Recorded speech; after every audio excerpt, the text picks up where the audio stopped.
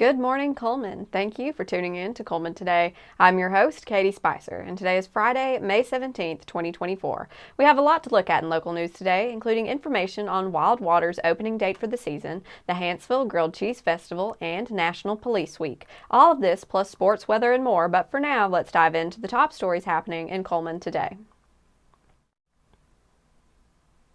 Cullman Caring for Kids this week received a massive product donation to its food pantry thanks to Cullman Post Office. As part of the National Association of Letter Carriers' annual Stamp Out Hunger food drive held in conjunction with United Way, local postal workers delivered approximately 10,000 pounds of food to CCK. CCK Senior Director Javon Daniel told the Tribune, "This is a tremendous boost at the beginning of the summer because donations slow down in the summer. We want to thank everyone who donated and especially all the postal workers who went the extra mile to collect all this food." For more information about Cullman Caring for Kids, including how you can help, visit www.cullmancaringforkids.com.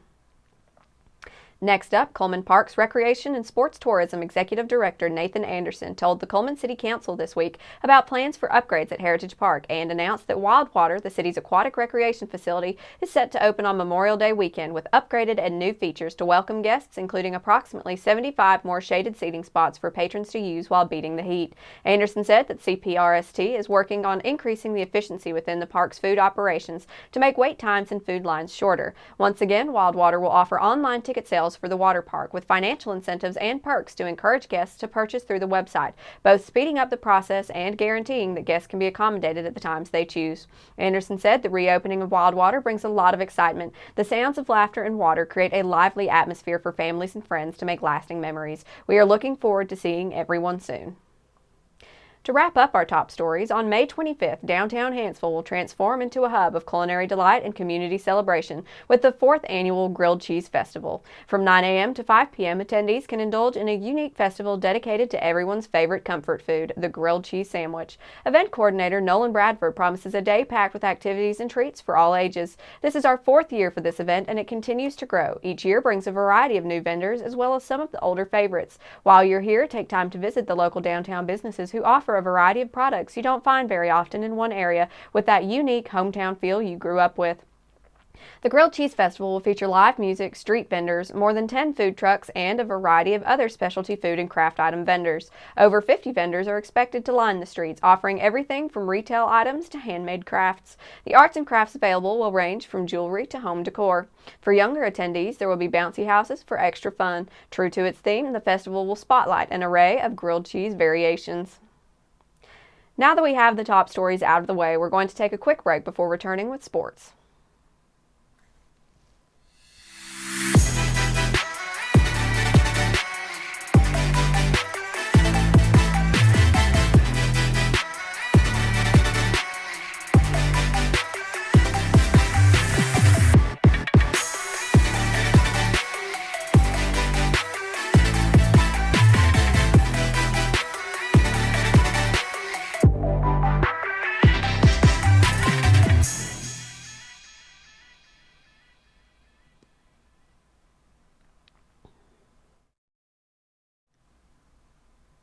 Hello and welcome back. Now it's time to find out what's going on in the world of sports. Let's get today's sports recap started with some college news. After an outstanding freshman season, Wallace State Baseball's Luke Fernandez has been named Pitcher of the Year by the Alabama Community College Conference, ACCC. Fernandez led the ACCC in strikeouts this season, racking up 100 during his freshman campaign, 20 more than next leading pitcher in the conference. Fernandez is ranked first in strikeouts per game, second in innings pitched, and 7th in earned runs. He allowed no home runs this season. Coach Randy Putman said Fernandez stepped up when the team lost 2 other pitchers to injuries and has been a tremendous competitor on the mound and will have a great success at Middle Tennessee State next season. Fernandez and Colton Payton, a freshman catcher from Huntsville, were both named to the Division I All-Conference first team. Payton also spent time at first and third base during the season. Defensively, Payton is ranked 6th overall put for outs and total chances. Offensively, he ranks 30th in slugging percentage at .605 and 16th for total bases, home runs, and doubles. Coach Putman said Colton played at a high level all season, and he was definitely a presence behind the plate as well as a hitter, and he's looking forward to having him back for his second season in 2025. Shifting over to some spring football, Good Hope hosted Vinemont and defending 2A state champion Fife for a spring jamboree game at James W. Shable Stadium Wednesday afternoon. All three teams each played two halves, starting with Fife and the Raiders. A 6-yard touchdown run gave Fife a 7-0 lead after one quarter, and a 50-yard pass allowed the Red Devils to extend the lead 14-0 in the second. Good Hope was unable to get on the board, and Fife took the first matchup of the day 14-0. Vinemont was up next, but like the Raiders, they weren't able to score on the Red Devils either, and Fife won its second half of the day 27-0. Good Hope and Vinemont clashed in the final matchup of the day. Robert Rodriguez split the uprights with the 36-yard field goal to give the Raiders a 3-0 lead midway through the first quarter. Good Hope threatened to add to its lead earlier in the second quarter, but an interception by Vinemont's Hayden Henderson cut the drive short and gave the ball back to the Eagles' offense. Neither team was able to find the end zone over the final 9 minutes, and Good Hope held on for a 3-0 win. The Raiders and Eagles will now turn their attention to summer workouts before hitting the field again in August. That covers sports for today, but make sure to check with the Cullman Tribune each day for the latest in sports coverage from across the area. We'll be back after this message.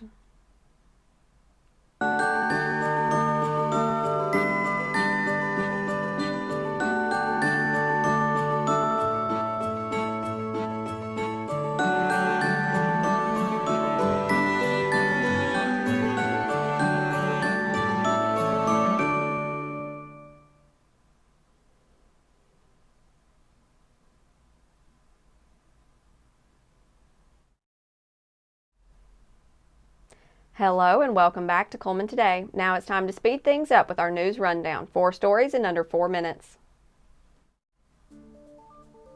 On Wednesday, the 2023-24 Cullman Area Chamber of Commerce and Visitor Center Youth Leadership class had an inspiring visit to Montgomery to gain insight and a peek into the world of state politics. Along with the tour of the Capitol, including both the House and Senate floors, the group was able to hear from Alabama State Senator Garland Gunter Jr. and State Representatives Tim Wadsworth and Randall Shedd, and hear the thoughts and knowledge straight from our locally elected officials.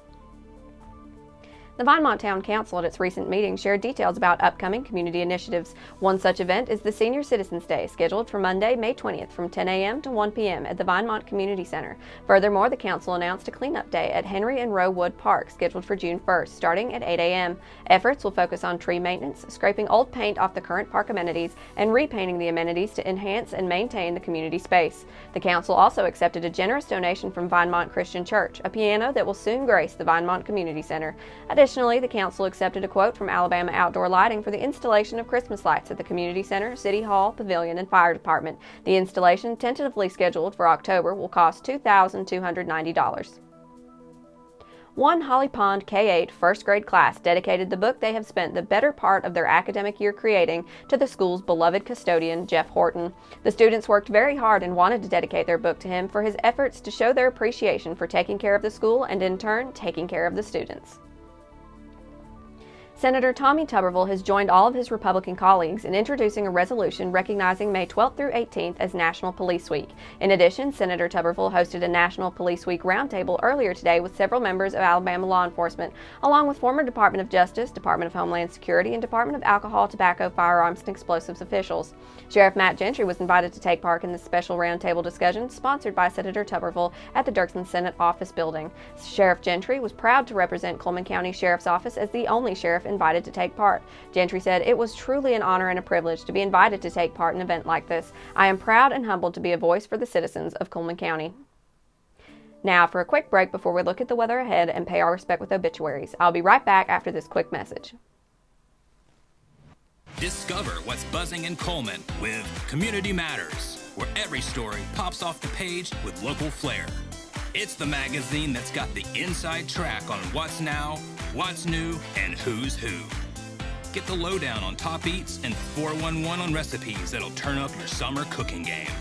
Relive our local team's triumphs on the sports fields and pencil in summer's hottest events for fun the whole family will love.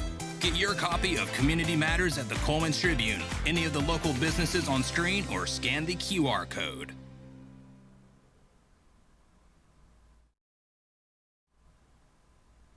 Welcome back. Let's take a moment to pause and remember those who have lost their lives this week as we turn to obituaries. Kay Nolte. Kay Nolte, age 78, of Cullman, Alabama, passed away on Thursday, May 16, 2024. There are no services scheduled at this time. That finishes up obituaries for today. Our thoughts and prayers go out to her friends and family. Now let's take a look at our weekend weather forecast. Today, you can expect showers and possibly a thunderstorm mainly before 4 p.m., then a chance of showers and thunderstorms after 4 p.m. The high will be near 73 with the south to southeast wind at 5 to 10 miles per hour and gusts as high as 15 miles per hour. The chance of precipitation is 80%. This evening, there's a chance of showers and thunderstorms, then showers and possibly a thunderstorm after 7 p.m. The low will be around 63 with the south wind around 5 miles per hour. The chance of precipitation is 80%. New rainfall amounts between a tenth and a quarter of an inch are possible, with higher amounts in the event of thunderstorms. Saturday, expect showers and possibly a thunderstorm. The high will be near 78 with the southwest wind around 5 miles per hour and gusts as high as 15 miles per hour. The chance of precipitation is 80%. Saturday night, there's a 40% chance of showers and thunderstorms, mainly before 1 a.m. It'll be mostly cloudy with a low around 62. Expect a west to southwest wind around 5 miles per hour, becoming calm. Looking ahead to Sunday, there is a slight chance of showers with thunderstorms also possible after 10 a.m. It will be mostly sunny with a high near 81. The chance of precipitation is 20%. Sunday night, it will be mostly clear with a low around 60. That concludes our broadcast for today. Thank you for joining us on Cullman Today. We'll be back bright and early Monday morning at 6:30 a.m. Remember to stay connected with us through social media or by picking up a copy of the Cullman Tribune. I'm Katie Spicer, and from all of us here at Cullman Today, have a wonderful weekend, Cullman.